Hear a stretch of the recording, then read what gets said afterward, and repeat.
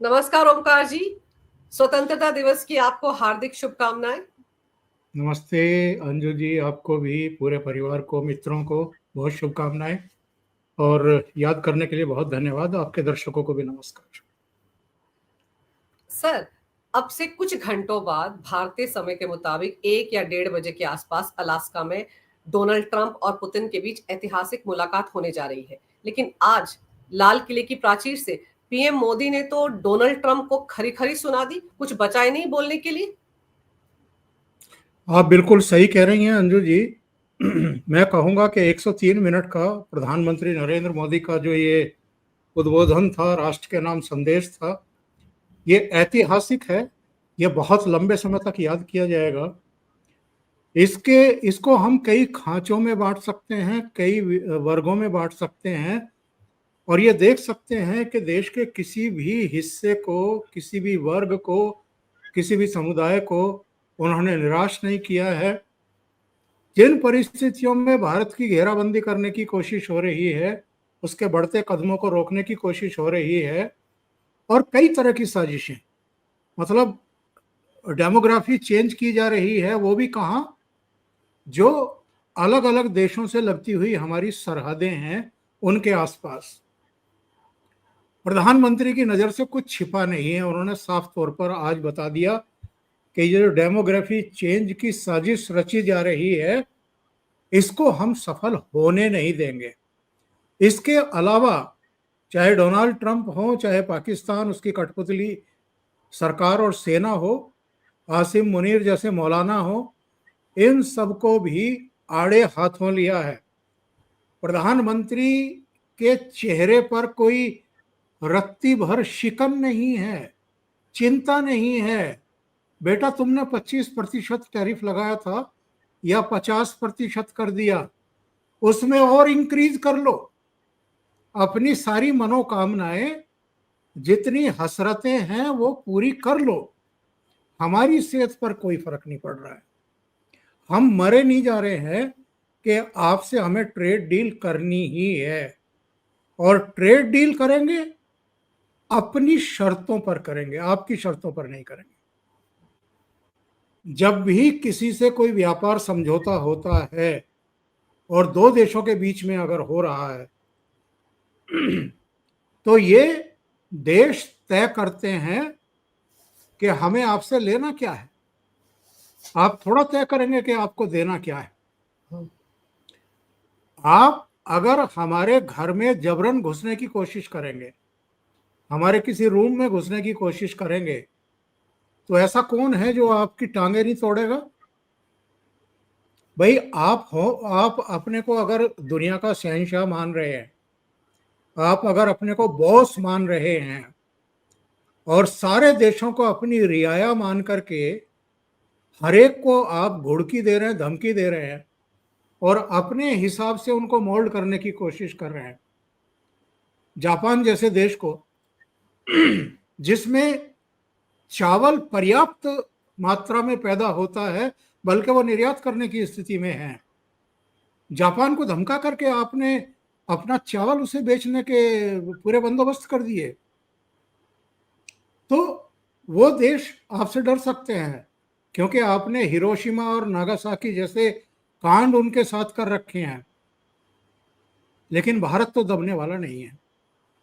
भारत में अधिकांशतः कुछ स्टेट के धनी मानी किसानों को छोड़ दीजिए, जिनके पास बहुत बड़ी बड़ी जमीनें हैं आज की तारीख में भी, उन्होंने वो जमीनें अपने कुत्ते बिल्ली पता नहीं किस किस के नाम करवा रखी है और बहुत बड़ी लैंड जो है वो अपने पास ग्रैब की हुई है। पर आम तौर पर तो देश का करीब 88% किसान लघु है, सीमांत है, मझोला है, छोटा किसान है। छोटे किसान को थोड़ा बर्बाद होने देंगे या अपने डेयरी उद्योग को थोड़ा बर्बाद होने देंगे। तो इसलिए प्रधानमंत्री ने बड़े स्पष्ट शब्दों में कहा है कि मैं दीवार बन करके खड़ा हुआ हूं अपने किसानों, अपने मछुआरों, अपने डेयरी व्यवसाय में लगे हुए जितने भी किसान हैं उनके, और ये क्या इनको नाम दिया जाए, डोनाल्ड ट्रंप की सनक के बीच में खड़े हुए हैं। तो उन्होंने स्पष्ट कर दिया है कि भाई आपको जो करना है करिए, जो घोड़े दौड़ाने हैं घोड़े दौड़ाइए। और इनका एक वित्त मंत्री वो कह रहा है कि साहब वो भारत का बड़ा अड़ियल रुख रहा है। हम्म। अरे भाई आपको पता है ब्रिटेन के साथ हमारी कितनी बार बातचीत हुई है, और जब तक हमारे मन मुताबिक हमारे राष्ट्रीय हितों के अनुसार ब्रिटेन हमसे व्यापार करने के लिए तैयार नहीं हुआ, तब तक फ्री ट्रेड एग्रीमेंट सिरे नहीं चढ़ा। करीब 3.5-4 साल से हमारी ब्रिटेन के साथ बातचीत चल रही थी, टॉक्स चल रही थी, और आप रिवॉल्वर कान पर रख करके कह रहे हैं कि 9 जुलाई तक कर लीजिए, फिर कह रहे हैं कि 1 अगस्त तक कर लीजिए, और आप 1 अगस्त का भी इंतजार नहीं कर रहे हैं। भाई हम आपके उपनिवेश हैं क्या? आप हमारे माई बाप हैं क्या? आप पूरी दुनिया के शहंशाह हैं क्या कि आप डिक्टेट करेंगे कि इस तारीख तक कर लीजिए? देखिए मैं इसमें एक बात और जोड़ देता हूं, फिर हम जी। अगले विषय पर जाएंगे। प्रधानमंत्री नरेंद्र मोदी ने आज अमेरिका को भी, दुनिया की उन तमाम ताकतों को भी बहुत सॉलिड मैसेज भेजा है। उन्होंने कहा है कि हम जेट इंजन क्यों नहीं बना सकते, हम जेट इंजन बनाएंगे। यानी हम ना अमेरिका की तरफ झांकेंगे, देखेंगे, इंतजार करेंगे कि कब उनकी कृपा बरसेगी और कब हमारे यहाँ जो लड़ाकू विमान हम बना रहे हैं वो उड़ेंगे, ना हम फ्रांस और दूसरे देशों की तरफ देखेंगे। हम अगर टेक्नोलॉजी में, अंतरिक्ष मिशन में इतने बड़े कामयाब हो गए हैं कि चांद पर अपना चंद्रयान 3 लैंड कर रहे हैं, उस हिस्से में जहां आज तक कोई लैंड नहीं किया, तो जी। हम इंजन भी बना सकते हैं। दूसरी बात उन्होंने ये कही है कि हम अपने सोशल मीडिया मंच क्यों नहीं खड़े कर सकते। और ये जो बात है, ये दुखती रग है अमेरिका की। अरबों डॉलर भारत की इतनी बड़ी पॉपुलेशन से वो कमा रहा है। आप देखिए, एक्स कह लीजिए, ट्विटर कह लीजिए, आप फेसबुक कह लीजिए, आप यूट्यूब कह लीजिए, आप दूसरे तमाम सोशल मीडिया मंच कह लीजिए, इनसे वो कितना पैसा भारत से निकाल रहा है। तो उनकी दुकानदारी बंद करने का इरादा नरेंद्र मोदी ने कर लिया है। और मैं तो पिछले 1.5-2 साल से कह रहा हूं, मैंने कहा कि जिस दिन भारत ये फैसला कर लेगा, चीन ऑलरेडी कर चुका है, चीन में अपने सारे सोशल मीडिया मंच हैं, वहां गूगल से सर्च नहीं होता है, वहां दूसरी चीजों पर लोग अपना टाइम नहीं खपाते हैं, वहां फेसबुक जैसा अपना मंच है, वहां टिकटॉक जैसे और दूसरे तमाम ऐप हैं जो पश्चिमी देशों की मजबूरी बन गए हैं। तो इस तरह की चीजें हम क्यों नहीं कर सकते? हमारे पास बिल्कुल। टेक्नोलॉजी की कोई कमी नहीं, हमारे पास जो मेधावी आपकी वो है पूरी जमात है। बल्कि अमेरिका की जो टेक कंपनियां हैं, उनके टॉप पदों पर इस समय भारतीय विराजमान हैं। तो नरेंद्र मोदी ने बड़ा क्लियर कर दिया है आज अमेरिका को कि भाई हम आपके दबाव में नहीं आएंगे, और अब हम आगे बढ़ेंगे, तेज गति से बढ़ेंगे, आप हमें रोक नहीं पाएंगे। बिल्कुल सही कह रहे हैं आप सर। उन्होंने तो साफ-साफ कहा ना कि जो खाका है 2047 तक, 2035 तक आत्मनिर्भर भारत बनने का, हम दूसरों की लकीर छोटी करने में ऊर्जा व्यवहार अपनी बर्बाद नहीं करेंगे। सब लोग कह रहे थे ना कि डोनाल्ड ट्रंप इतना कुछ बोल रहे हैं, मोदी क्यों नहीं बोलते? तो उन्होंने बता दिया ना कि वो बेकार की बातों में उलझना नहीं चाहते, बल्कि वो अपनी लकीर बड़ी करने की दिशा में काम कर रहे हैं सर। और दीवार बनकर खड़े हैं, जो-जो डिमांड्स कर रहा है अमेरिका, उसके बीच में किसानों के हितों के साथ कोई समझौता नहीं करेंगे। सर ये सारी बातें डोनाल्ड ट्रंप को उस वक़्त पता चली जब वो अलास्का जा रहे हैं। और याद कीजिए, अभी 1 दिन पहले डोनाल्ड ट्रंप ने कहा था कि अगर पुतिन के साथ हमारा समझौता सिरे नहीं चढ़ा तो हम भारत पर और टैरिफ थोप देंगे। अब सोचिए किस तरह की बचकानी बातें हैं। समझौता उनके बीच होना है, टैरिफ हम पर बढ़ाया जाएगा। नुकसान किसका होगा? एक तो डोनाल्ड ट्रंप को, उनके वित्त मंत्री बेसेंट को, इनके जो सलाहकार हैं उनको, ये बड़ी भारी गलतफहमी है कि अगर आप भारत को दबोच के बैठ जाओगे तो रूस को परेशान कर दोगे, और रूस प्रेशर में आकर के जैसे आप चाह रहे हो वैसे समझौते के लिए तैयार हो जाएगा। रूस अपने आप में एक शक्ति है, और भारत आज आप माने ना माने, आप चाहे जो बकवास करते रहें, भारत आज विश्व की फोर्थ लार्जेस्ट इकोनॉमी ऑलरेडी बन चुका है और 1.5-2 साल के भीतर वो थर्ड लार्जेस्ट इकोनॉमी भी बनने वाला है। तो केवल ट्रंप के ये कह देने भर से कि डेड इकोनॉमी है भारत की और रूस की, हम डेड इकोनॉमी नहीं हो जाते हैं। फिर डेड इकोनॉमी अगर हम हैं तो इस डेड इकोनॉमी में आकर के आप पुणे में, मुंबई में, गुड़गांव में, नोएडा में कुल मिलाकर के आपने दर्जनों ट्रंप टावर क्यों खड़े कर दिए हैं? हम्म, इसका जवाब है डोनाल्ड ट्रंप के पास में। और हमसे ट्रेड डील करने के लिए मरा क्यों जा रहा है? बिल्कुल। क्योंकि चीन ने आपसे जो आपके एग्रीकल्चरल जो उत्पाद थे उनकी खरीद बंद कर दी है। जो रेयर अर्थ है, जो लिथियम और दूसरी चीजें हैं, उसकी सप्लाई उसने रोक दी है। तो आपको लग रहा है कि आपका किसान बर्बाद होने के कगार पर खड़ा है, क्योंकि चुनाव प्रचार के दौरान आपने अपने किसानों को ये सब्ज बाग दिखाए थे कि अगर चीन हमसे कृषि उत्पाद खरीदना बंद भी कर देगा तो मैं आपको उसी के बराबर, उसी के टक्कर के देश को उपलब्ध करा दूंगा। आपको बड़ी भारी गलतफहमी थी। हम्म, मित्रता जो आप कहते आए हैं लेकिन दिखाते नहीं है कि वाकई मित्र हैं, अपने व्यवहार में उसको हमें शो नहीं करते। क्योंकि आप किसको मित्र बनाए हुए हैं? मौलाना आसिम मुनीर को।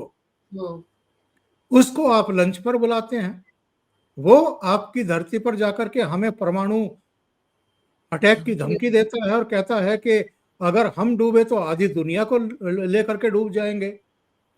तो ऐसे ऐसे लोगों को तुम मित्र बनाए हुए हो। और व्हाइट हाउस में कभी नहीं हुआ कि किसी देश के सेना प्रमुख को आप लंच पर बुला रहे हो। तो आप कितना गिरेंगे? केवल भारत को प्रेशराइज करने के लिए आप झूठ पर झूठ बोले जा रहे हैं कि सीज फायर मैंने करा दिया, मध्यस्थता मैं करा रहा था, तमाम तरह की बातें। तो भारत ने समझ लिया है कि ना भरोसे के लायक अमेरिका पहले था और ना ये आज की तारीख में भरोसे के काबिल है। इसलिए अब जो अलग अलग जरूरतें होती हैं उसके लिए अमेरिका की तरफ देखना बंद करिए। अमेरिका ने तरह तरह के प्रेशर हमारे ऊपर दिए थे ना। जी। F-35 खरीद लीजिए, थार्ड खरीद लीजिए, S-400 क्यों खरीद रहे हैं? आपने राफेल फ्रांस से क्यों ले लिया? सुखोई आपने रूस से क्यों ले लिया? हम है ना। भारत ने कहा कि हमारे लिए आपके विमान कबाड़ है, हमारे किसी काम के नहीं है। एक इनका यहाँ केरल में उतार लिया था और एक अभी कैलिफोर्निया में नीचे गिर करके धू धू जलता हुआ देखा गया, F-35। तो भारत ने कहा कि हमारे किसी काम के नहीं होंगे, दूसरे देशों के लिए और आपके लिए बहुत यूजफुल होंगे, हमारे किसी काम के नहीं। तो ये जले भुने बैठे हैं। अब सर। G7 समिट में जब मोदी जी गए थे तो डोनाल्ड ट्रंप की करीब 30-35 मिनट बातचीत हुई। बोले कि जरा वाशिंगटन होते हुए निकल जाओ। मोदी जी ने कहा कि नहीं, मैं तो नहीं आ रहा, मेरे पहले से कार्यक्रम निर्धारित है। यानी हर मामले में भारत इनको ना ना ना ना करता आ रहा है और ना सुनने की इनको आदत नहीं है।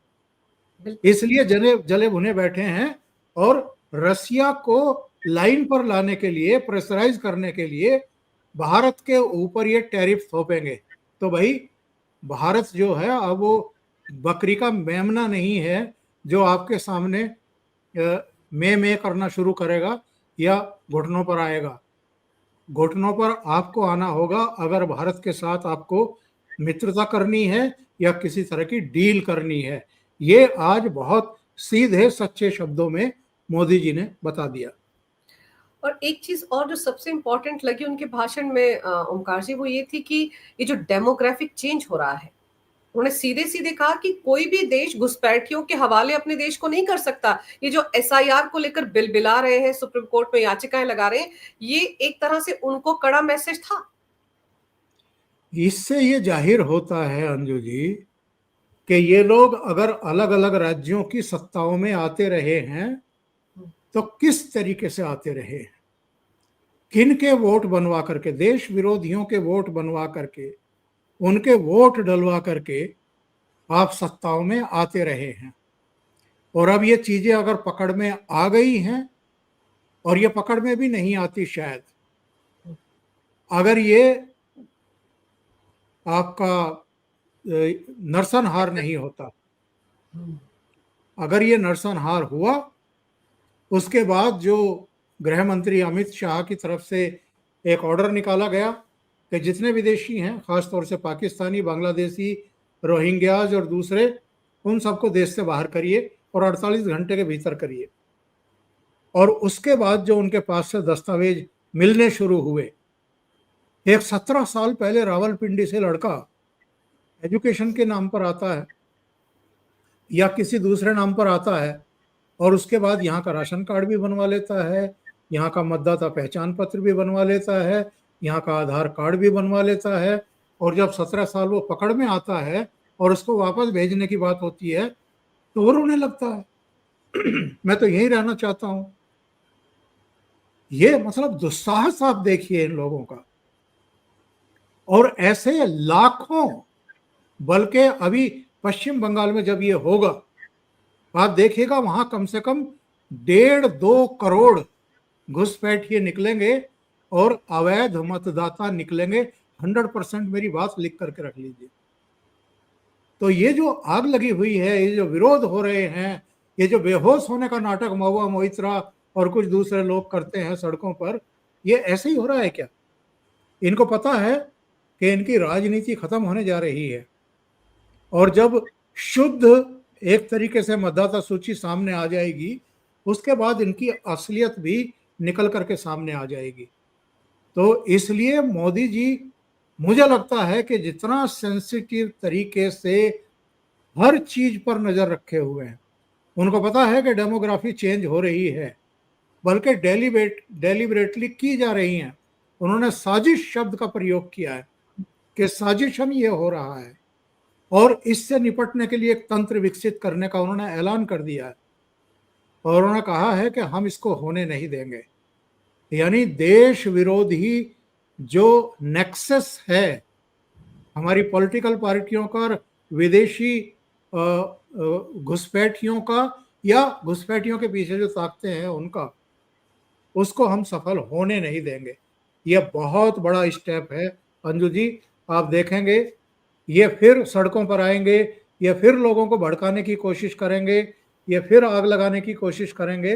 लेकिन मुझे लगता है कि अब प्रधानमंत्री और उनकी सरकार इनसे निपटने की पूरी तैयारी कर चुकी है।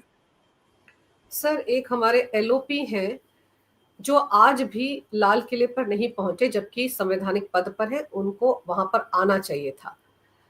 वो नारा लगाते हैं कि वोट चोरी का मामला है, वोट चोर कुर्सी छोड़िए कैंपेन चला रहे हैं सोशल मीडिया पर राहुल गांधी।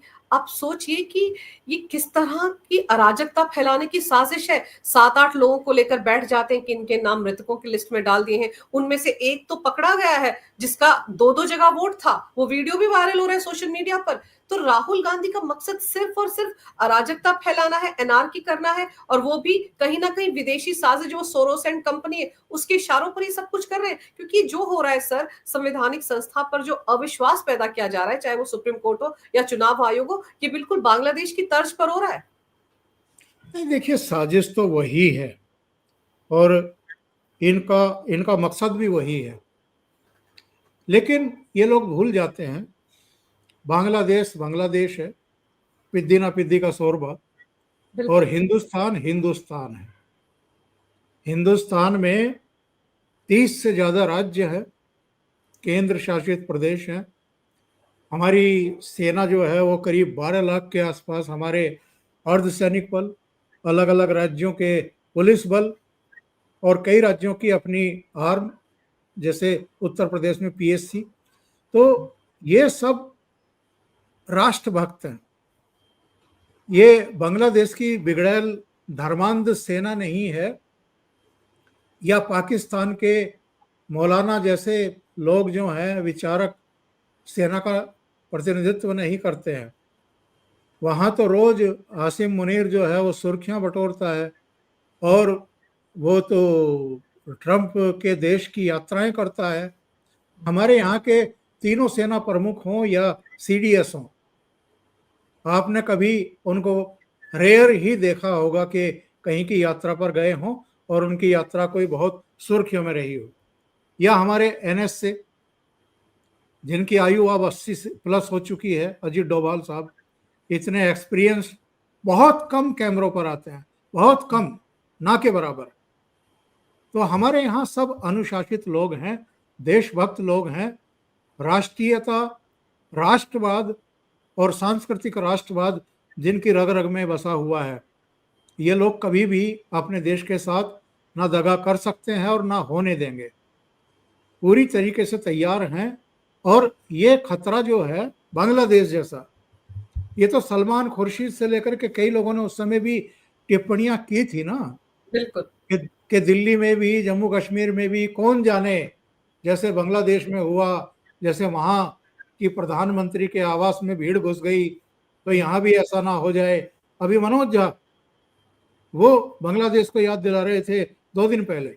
इससे पहले एक और नेता कांग्रेस के ही, वो इस तरह की बकवास कर रहे थे। ये भूल जाते हैं, ऐसी पिटाई होगी, इतनी जगह चोट लगेगी, समझ में नहीं आएगा कि दर्द कहाँ से उठ रहा है। तो ये लोग बहुत वाहियात किस्म की सोच लेकर के, क्योंकि जनता ने तो ठुकरा दिया है और बार बार ठुकराया है। और जिसकी आप जिक्र कर रहे हैं कि वो नेता प्रतिपक्ष है और अपने संवैधानिक दायित्व का पालन नहीं कर रहे हैं, लाल किला नहीं गए, अंजू जी, कौन पूछ रहा है इनको? कौन याद कर रहा है? कौन नोटिस लेता है कि ये आए भी हैं कि नहीं आए हैं? ये इररिलेवेंट हो चुके हैं पूरी तरीके से। बल्कि वहां जाकर के बैठते तो लोगों को आश्चर्य होता। ये नहीं गए हैं, लोगों को कोई हैरानगी नहीं हो रही है।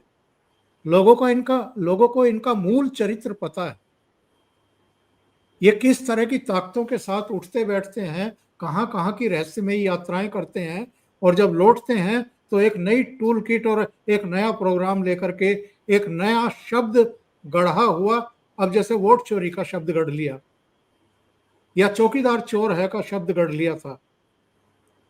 तो ये शब्द कहाँ से इनको दिए जाते हैं, कहाँ से दिव्य ज्ञान की प्राप्ति होती है? और ये 1 महीना, 2 महीना, 3 महीना, इससे ज्यादा, जैसे वो आजकल बॉक्स ऑफिस पे कोई कोई फिल्म आती है और वो लगती है 10-5 दिन, 2 हफ्ते, 3 हफ्ते, जब तक चलती है तब तक उसके गाने भी आजकल के युवा गुनगुना लेते हैं और उसके बाद किसी को कुछ याद नहीं रह जाता। तो ये ऐसी पॉलिटिकल पार्टी है जो 130 साल से ज्यादा पुरानी है। वो एक मैं देख रहा था, मीम देख रहा था, जिसमें गांधी जी के साथ ये एक बेंच पे बैठे हुए हैं राहुल गांधी, और गांधी जी कह रहे हैं कि बेटा 130 साल से पुरानी पार्टी को चाट गए तुम, और राहुल गांधी कह रहे हैं कि नहीं नहीं बापू, अभी 3 राज्य बचे हैं। तो ये तो आप देखिए कि जब से, वो एक कहावत मैं कभी कभी अपने शो में कहता हूं, जहां जहां पैर पड़े संतन के तांता बंटाधार। तो जब से इनके पैर पड़े हैं कांग्रेस में, जब से इनको सरपरस्ती मिली है कांग्रेस की, जब से ये फैसले ले रहे हैं, 90 से ज्यादा राज्य विधानसभाओं के चुनाव हार चुके हैं। 3 लोकसभा चुनाव निरंतरता में हार चुके हैं। जी। आडवाणी जी के नेतृत्व में 2009 में भारतीय जनता पार्टी 138 से 116 सीट पर आई थी, और आडवाणी जी को भारतीय जनता पार्टी के संसदीय बोर्ड ने कह दिया कि बस हाथ जोड़ लिए कि अब आप एक तरफ हो जाइए, अब नरेंद्र भाई मोदी को हम लेकर के आ रहे हैं, उनको हम चेहरा बना रहे हैं। कांग्रेस में है किसी की हिम्मत जो इन लोगों से कह सके कि आपने 90 से ज्यादा राज्यों में कबाड़ा करा दिया पार्टी का, 3 लोकसभा चुनाव हरवा दिए, अब बराए मेहरबानी अपनी तशरीफ लेकर के निकल लीजिए, हम किसी और को लेकर के आएंगे। तो ये जिस तरह की हरकतें कर रहे हैं, अब लोगों की नजरों से और दिल से भी गिर चुके हैं। इसलिए अब कोई नोटिस नहीं लेता ये लाल किला जा रहे हैं कि नहीं जा रहे हैं, लोकसभा में क्या पहन करके आ रहे हैं। अब आप देखिए, इन्होंने 24 दलों को डिनर पर बुलाया अपने नए घर में ये प्रवेश कर रहे थे। आप जरा गौर करिएगा, वो फोटो फिर से निकाल करके देखिएगा वीडियो, वहां पर ये कुर्ता पहने हुए है सफेद लकदक कुर्ता, लेकिन जब पार्लियामेंट आते हैं तब क्या पहन के जाते हैं? टी शर्ट और केजरीवाल की तरह लटकी हुई पैंट, जींस टाइप। तो आप अगर चेयर का सम्मान नहीं करेंगे, सदन का सम्मान नहीं करेंगे, राष्ट्रपति उपराष्ट्रपति का सम्मान नहीं करेंगे, प्रधानमंत्री को आप गाली देंगे, उनकी कैबिनेट को नहीं मानेंगे। एक वो सीन याद है ना, जब पीयूष गोयल आए थे, दिल्ली की मुख्यमंत्री खड़ी होकर के उनका स्वागत सत्कार कर रही थी और ये बराबर में बैठे हुए थे, ना इन्होंने पीयूष गोयल को अभिवादन किया, ना उनकी तरफ देखा, ना खड़े होकर के उनका अभिवादन किया। तो भाई इतना अहंकार तो किसी का भी नहीं रहा, रावण का भी टूट गया था। तो धीरे धीरे लोगों के मनों से ये निकल चुके हैं, उतर चुके हैं। अब तो कोई नोटिस भी नहीं लेता ये आ रहे हैं कि नहीं आ रहे हैं। सर, जीएसटी को लेकर भी पीएम मोदी ने एक बड़ा ऐलान किया, दिवाली के आसपास लोगों को तोहफा मिलेगा। और अब खबर ये भी आ रही है कि 2 स्लैब है 12% और शायद 28% के, उसको खत्म करने की तैयारी हो रही है। देखिए 4 स्लैब हैं और इन 4 में से 2 में अगर वो रिबेट देने जा रहे हैं, और उन्होंने कहा है कि दिवाली का डबल तोहफा, उन्होंने खुद ही ये नाम दिया डबल तोहफा, मतलब 2 स्लैब खत्म करने जा रहे हैं। तो ये एक संकेत है। और देखिए इस सरकार ने, इससे पहले तो इस सरकार ने इतनी बड़ी दरियादिली कभी नहीं दिखाई कि सीधे 12 लाख तक की आपकी इनकम पर कोई टैक्स नहीं। तो मध्यम आय वर्गीय परिवारों को आप इतना बड़ा राहत का पैकेज दे रहे हैं। पहले आपने 12 लाख तक की आमदनी पर शून्य टैक्स किया और अब जीएसटी 8 साल बाद उसमें एक आमूल चूल बदलाव करके बहुत सारी चीजों को आप सस्ता करने जा रहे हैं। यानी एक बहुत बड़े विक्रेता क्रेता वर्ग को आप एक राहत दे रहे हैं, क्रेता वर्ग को। और ये जो पैसा बचेगा ये भी तो मार्केट में ही आना है, ये भी तो इकोनॉमी को बूस्ट करेगा। अंजू जी, इस तरीके से हम सोचना शुरू करेंगे तो ये बहुत ही समझदारी भरा स्टेप है प्रधानमंत्री नरेंद्र मोदी का। अब वो कांग्रेस का एक प्रवक्ता मैं देख रहा था, वो छाती पीट रहा था एक टीवी चैनल में कि दिवाली का नाम इसलिए लिया है कि उसी समय बिहार में चुनाव होगा। तो भाई अगर आप राजनीति कर रहे हो, फेक मुद्दों को असली बना करके पेश कर रहे हो, तो वो तो फेक बात नहीं कर रहे हैं, वो तो सीधे सीधे राहत दे रहे हैं। और अगर आप राजनीति करते हो तो वो यहाँ भजन कीर्तन करने के लिए आए हैं क्या?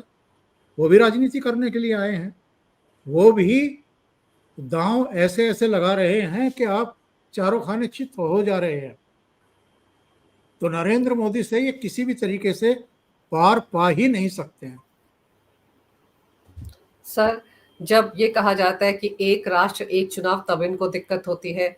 12 महीने किसी ना किसी राज्य का चुनाव चलता रहता है, तो क्या सरकार कुछ अनाउंस ही ना करे, कोई प्रस्ताव ही ना लाए, कोई बड़े बड़े फैसले ना करे? क्योंकि फलां राज्य में आज चुनाव है, कल दूसरे राज्य में चुनाव है, उसमें भी इनको तकलीफ होती है। लेकिन सर, अब देखते हैं कि जो अलास्का में बैठक होने जा रही है उसका क्या नतीजा निकलता है। और भारत ने तो साफ साफ शब्दों में अपना संदेश दे दिया है। उसके बाद ट्रंप भन बनाए हुए कुछ ना कुछ तो बोलेंगे ही, उस पर भी सबकी नजर रहेगी। लेकिन सर, आपने समय निकालकर इस विषय पर बहुत ही महत्वपूर्ण जानकारी मेरे दर्शकों को दी। आपका बहुत बहुत धन्यवाद। नमस्कार। जी, भारत माता की जय हो। वंदे मातरम। जय श्री राम। भारत माता की जय।